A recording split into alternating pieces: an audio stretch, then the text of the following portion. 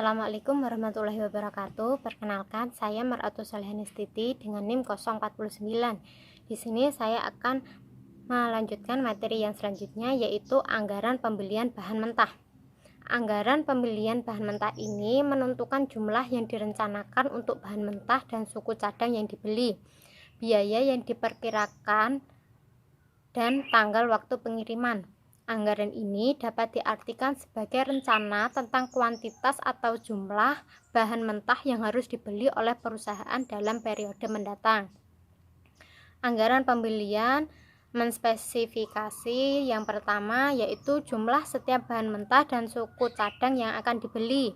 2. Penentuan waktu pembelian. Dan yang ketiga, perkiraan besarnya biaya bahan mentah dan suku cadang yang dibeli tiap pembelian dalam unit dan nilainya.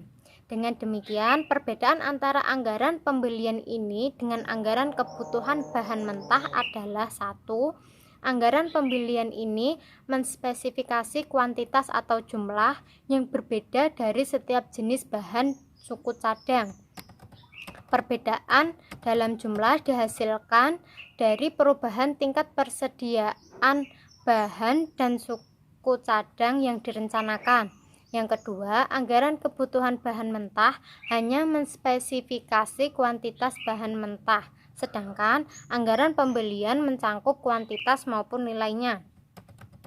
Untuk membuat anggaran pembelian, manajer pembelian harus bertanggung jawab atas hal-hal berikut. Yang pertama, mematuhi kebijakan manajemen tentang tingkat persediaan bahan mentah. Yang kedua, menentukan jumlah unit dan waktu pembelian untuk setiap jenis bahan dan suku cadang. Yang ketiga, memperkirakan biaya per unit dari setiap bahan dan suku cadang yang akan dibeli. Untuk formulanya, kebutuhan bahan mentah ditambah persediaan akhir bahan mentah. Jumlah kebutuhan sementara lalu dikurangi persediaan awal bahan mentah, hasilnya yaitu unit bahan mentah yang akan dibeli. Bisa dilihat rumusnya pada halaman 185. Pembelian bahan mentah sama dengan unit beli bahan mentah dikali harga beli per unit. Contoh kasus penyusunan anggaran pembelian bahan mentah yaitu PT Mitra Garment adalah sebuah perusahaan yang memproduksi dan menjual jaket kulit yang menggunakan dua macam bahan mentah, yaitu kulit satin dan kulit. Pada saat ini, pimpinan perusahaan mulai menyusun rencana pembelian bahan mentah untuk tahun 2011. Sebagian dari rencana yang telah disusun adalah: yang pertama, rencana produksi periode triwulan 1 memproduksi 5.000 unit, periode triwulan 2 memproduksi 6.500 unit, periode triwulan 3 memproduksi 5.000 unit, dan periode triwulan 4 memproduksi 6.000 unit. Yang kedua, standar pemakaian bahan mentah per unit, harga bahan mentah dan persediaan awal masing-masing bahan mentah. Jenis dan bahannya kain satin sepanjang 3 meter, harganya 20.000 per unit, persediaan awalnya 1.000 meter. Yang kedua, kulit 2 meter panjangnya, terus harga per unitnya 50.000 per unit, persediaan awalnya 2.000 meter. Yang ketiga, halaman 186 ya. Yang ketiga, rencana persediaan akhir bahan mentah perusahaan untuk setiap triwulan tahun 2011. Periode triwulan 1 sebanyak 2.000 meter kain satin dan 1.500 meter kulit. Yang periode triwulan kedua yaitu 1.500 meter kain satin, 3.000 meter kulit. Yang periode ketiga 3.000 meter kain satin dan 5.000 meter kulit. Yang triwulan keempat 4.000 meter kain satin dan 4.000 meter kulit. Berdasarkan data tersebut, diminta menyusun anggaran pembelian untuk kedua bahan mentah tersebut selama tahun 2011 secara terperinci. Penyelesaian kasus dapat dilihat ya. PT Mitra Garment, anggaran kebutuhan bahan mentah periode 2011. Periodenya mulai dari triwulan 1 sampai triwulan 4.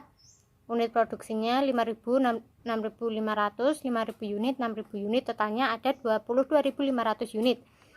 Seluruhnya 3 meter per unit semua. Kebutuhan untuk kain satin kebutuhannya totalnya 67.500 meter. Lalu untuk yang bahan kulit seluruhnya 2 meter semua per unit, kebutuhannya 10.000, 13.000, 10.000, 12.000, jadi totalnya 45.000 meter. Bawahnya PT Mita Garment, anggaran pembelian bahan mentah kain satin periode 2011. Periode triwulan 1, 2, 3, 4 totalnya kebutuhan bahan mentah ada 67.500. Persediaan akhir mulai dari triwulan 1 ada 2.000, triwulan 2 ada 1.500, triwulan 3 ada 3.000, triwulan 4 ada 4.000. Kebutuhan sementaranya dapat dilihat di situ, totalnya ada 78.000. Persediaan awalnya 1.000, 2.000, 1.500 dan 3.000. Lalu untuk pembeliannya harga per unit triwulan 1 harganya 16.000, triwulan 2 harganya 19.000, triwulan 3 harganya 16.500 dan triwulan keempat 19.000. Jadi totalnya 70.500. Untuk harga per meternya 20.000 semua dari triwulan 1 sampai triwulan 4, jadi sama. Lalu untuk jumlah pembeliannya pada triwulan 1 ada 320 juta, pada triwulan 2 ada 380 juta, pada triwulan ketiga ada 330 juta, pada triwulan keempat ada 380 juta. Jadi total pembeliannya ada 1.410 juta.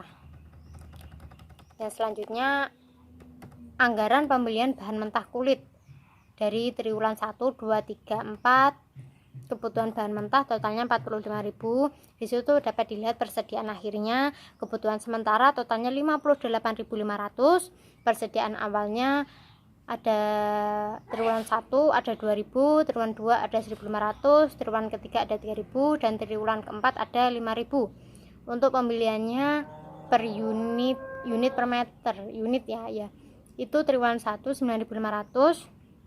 Triwulan 2-nya ada 14.500, triwulan 3-nya 12.000, triwulan 4-nya ada 11.000. Jadi totalnya 47.000. Harga per meternya semuanya 50.000. Untuk jumlah pembelian triwulan pertama ada 475 juta, triwulan kedua ada 725 juta, triwulan ketiga ada 600 juta dan triwulan keempat ada 550 juta. Jadi total jumlah pembeliannya ada 2.350 juta. Untuk halaman selanjutnya halaman 187, pembelian bahan mentah. Yang pertama A, model jumlah pembelian yang ekonomis atau economic order quantity atau EOQ. Persediaan merupakan sumber daya yang menganggur namun memiliki nilai ekonomis. Persediaan mencerminkan investasi yang dirancang untuk memperlancar kegiatan produksi, melayani pelanggan. Oleh karena menyimpan persediaan memerlukan dana yang berhenti atau tidak memberi hasil apa-apa dibandingkan jika digunakan untuk tujuan lain. Maka pengelolaan persediaan yang tepat sangat diperlukan, yakni persediaan yang cukup, tidak berlebih maupun kekurangan. Pengelolaan besarnya persediaan memiliki banyak manfaat karena selain dapat mengurangi biaya juga untuk memenuhi kebutuhan pelanggan. Pada dasarnya pengelolaan besarnya bahan mentah ini berfungsi untuk yang pertama, menyangga proses produksi sehingga proses tersebut dapat berjalan secara kontinu. Yang kedua, menetapkan besarnya bahan mentah yang tepat untuk disimpan sebagai sumber yang harus tetap ada. Yang ketiga, menangkal inflasi atau fungsi hedging, yakni jika harga mengalami penurunan, maka pembelian bahan mentah dapat ditetapkan dalam jumlah besar. Sedangkan jika harga naik, maka perusahaan telah memiliki persediaan yang memadai untuk kegiatan perusahaan. Yang keempat, menghindari kekurangan dan kelebihan bahan. Yang selanjutnya adalah pengendalian dan pengelolaan bahan mentah. Ini bermaksud untuk menentukan berapa banyak dan kapan sebaiknya pemesanan dilakukan, sehingga tidak terjadi tingkat persiapan yang terlalu besar karena menghindari kekurangan persediaan namun berdampak pada tingginya biaya simpan. Oleh karena itu, perlu dipelajari teknik yang dapat menjamin jumlah bahan mentah yang paling ekonomis. Salah satu teknik yang dapat dipilih adalah menggunakan model jumlah pesanan ekonomis. Asumsi dalam model jumlah pesanan ekonomis adalah yang pertama, permintaan diketahui dan konstan. Yang kedua, waktu antara penempatan pesanan dan menerima pesanan atau waktu tenggang diketahui dan konstan. Yang ketiga, persediaan dari suatu pesanan yang datang sebagai satu kesatuan pada satu waktu tertentu. Yang keempat, potongan jumlah tak dimungkinkan. Yang kelima, satu-satunya biaya variabel adalah biaya menempatkan satu pesanan yang disebut biaya pesan dan biaya menahan atau menyimpan satu satuan persediaan selama waktu tertentu disebut biaya menahan atau menyimpan atau membawa persediaan. Yang keenam, bila pesanan ditempatkan pada waktu yang tepat, maka kejadian kekurangnya persediaan dapat dihindari. Apabila asumsi ini berlaku, maka dimungkinkan membuat kebijaksanaan bahan mentah yang dapat meminimumkan biaya total. Dengan kebijakan bahan dapat ditentukan jumlah pesanan ekonomis yang berhubungan dengan penentuan seberapa banyak bahan mentah yang seharusnya dipesan dan titik pemesanannya kembali yang tepat kapan pesanan sebaiknya dilakukan. Berikut penjelasan dari saya. Apabila ada kurang lebihnya saya mohon maaf. Terima kasih atas perhatiannya. Wassalamualaikum warahmatullahi wabarakatuh.